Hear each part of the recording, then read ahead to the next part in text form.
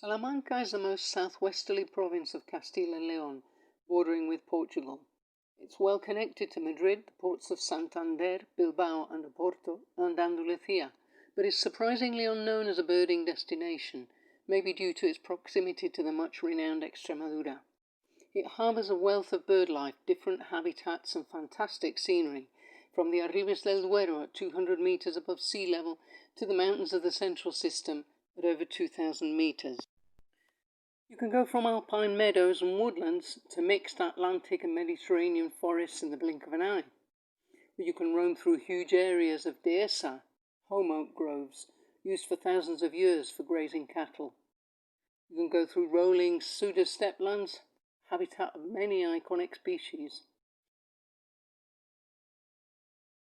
There are rivers and mountain streams, very large reservoirs, flooded gravel pits, great for winter birding, ponds, lagoons, gorges, canyons, peaks, crags, and boulder-strewn moorlands. And of course, there are interesting birds, flora and fauna all year long. So let me take you on a virtual tour and you can see for yourself.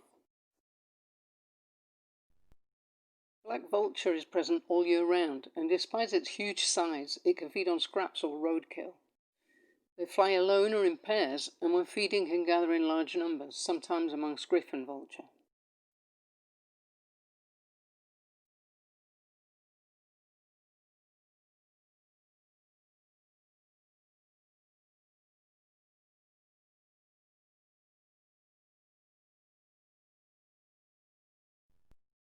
Spotless starling are common, and like their cousins, they're great mimics. If you hear a golden oriole in February, they're the likely culprit.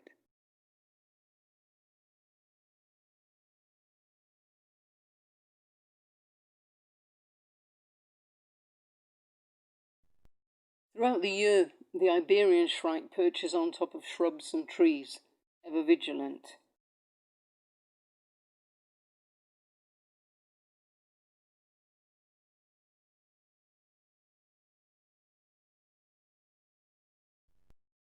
Spanish sparrows flock together in autumn and winter, and sometimes mix with house sparrows. In spring, the male looks very dapper in his Norwegian jumper plumage. They usually nest in colonies in tall poplars, but when our council felled the local trees, they decided to improvise.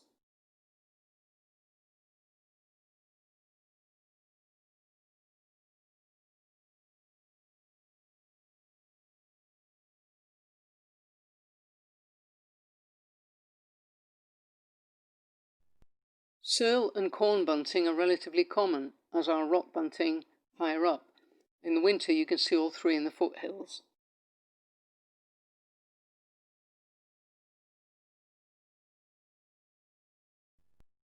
One of our earliest migrants, sometimes arriving in February, is the great spotted cuckoo.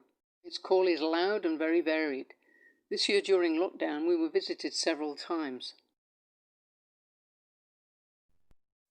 In fact, the last shot was taken from the balcony. The bird was perched about 5 meters away.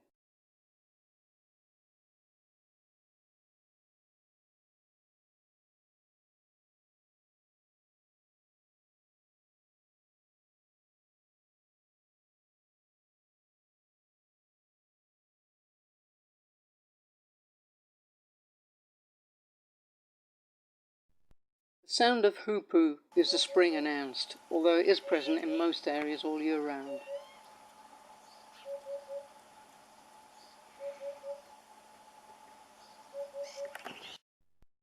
But when the cuckoo starts to call, then we know that spring really has arrived.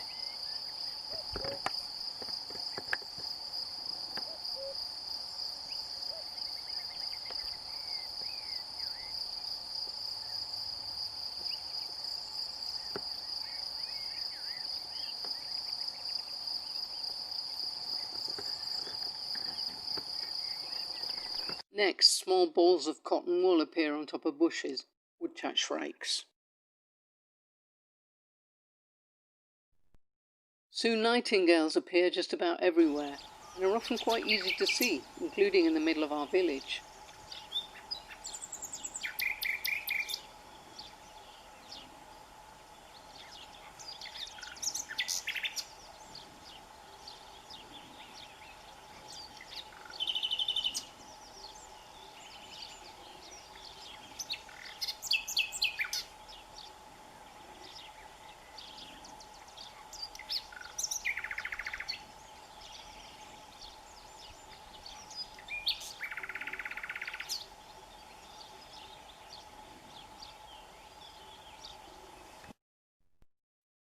icing on the cake for me, of course, is the bee-eater, the incarnation of pure joy.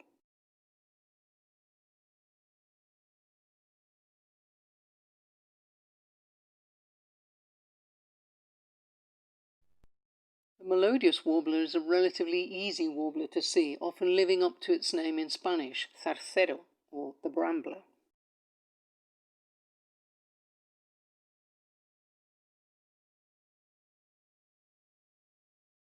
Other migrant warblers include western benellis and Iberian chiffchaff, and in wetlands and rivers, reed warbler and great reed warbler.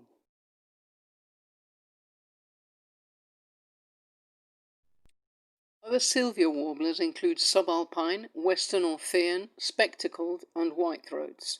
Sardinian and Dartford warblers are resident, along with the blackcaps.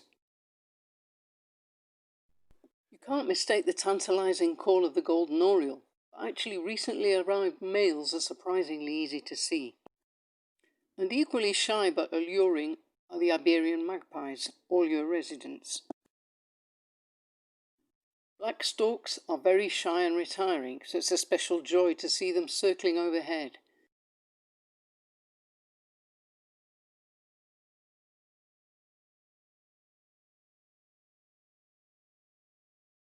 By the time they appear, the white stork, that have already arrived at the beginning of February, are usually tending to their chicks, sometimes in record-breaking monumental nests they add to every year.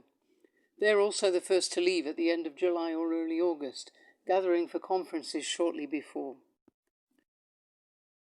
Adorning many pylons or telegraph posts are short-toed eagles, or snake eagles, majestic experts in the art of hanging almost immobile in the sky, looking for snakes.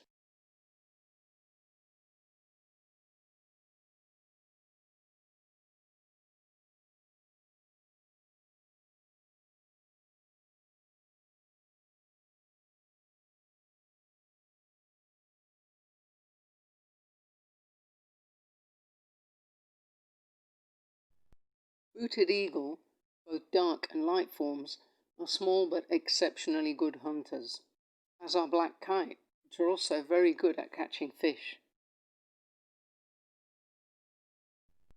Meanwhile, in the cereal steplands, the great bustard gather to display their charms, and the females seek the cover of leafy crops in which to raise their young.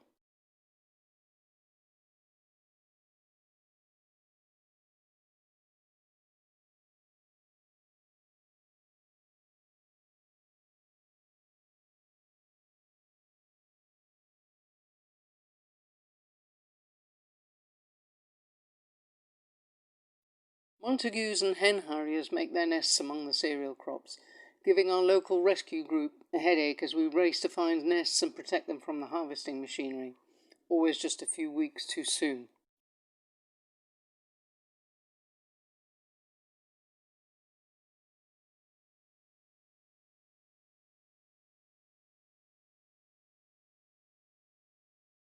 Here's a female Monty checking out her nest before she goes off on another round of hunting.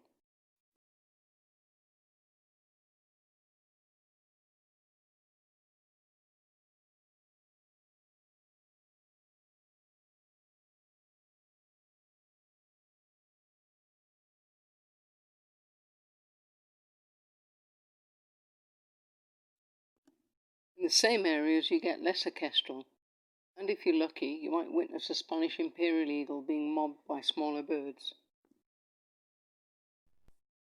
Meanwhile, high up in the mountains, the bluethroat starts to sing, and the summer mountain migrants arrive, ortolan bunting and rock thrush.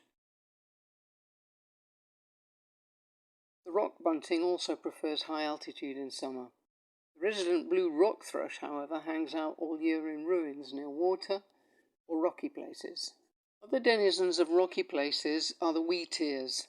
The black-eared wheatear tends to hang around near watery places, and the northern wheatear can sometimes be found in cereal areas or up in the mountains. Back in the lowlands, the red-rumped swallow makes its igloo nests under bridges and friendly porches, the young when fledged mixing with barn swallows and house martins. Mixed arable areas with plenty of riverine woodland are good for the turtle dove, sometimes even venturing into the village if there's spilt grain on the ground.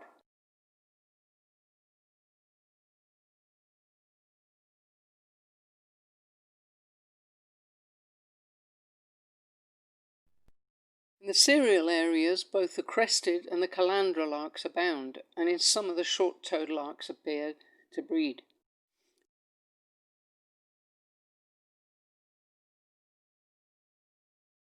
In the uplands, the Thekla lark accompanies the skylark, whereas the woodlark is more abundant near woodland. The Egyptian vulture, the smallest and the only migrant amongst our vultures, is often spotted where there are gorges and cliffs where it can nest.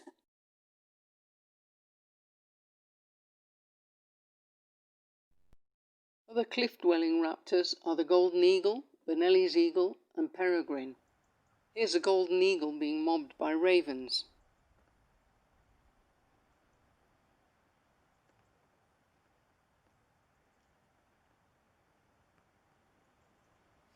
As the summer plays out, the lagoons get busy with passing or winter migrants, such as spoonbill and great egret, also concentrations of black stork.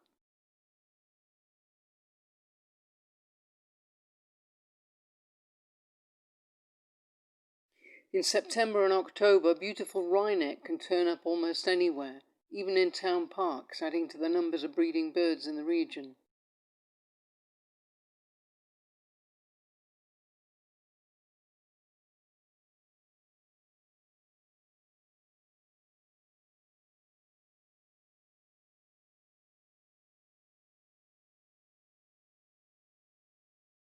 And as the rivers swell, the dipper perches as on a raft surrounded by breaking waves.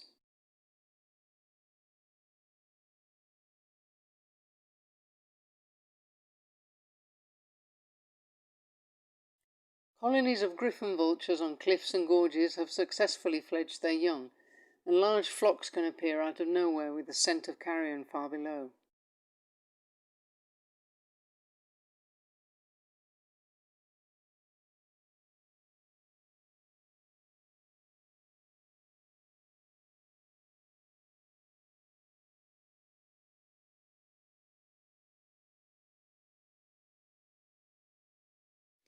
As autumn draws on, the cranes come back from their breeding grounds with a newly fledged young in tow. Their unique bugling cheers the soul and makes the winter months especially enjoyable.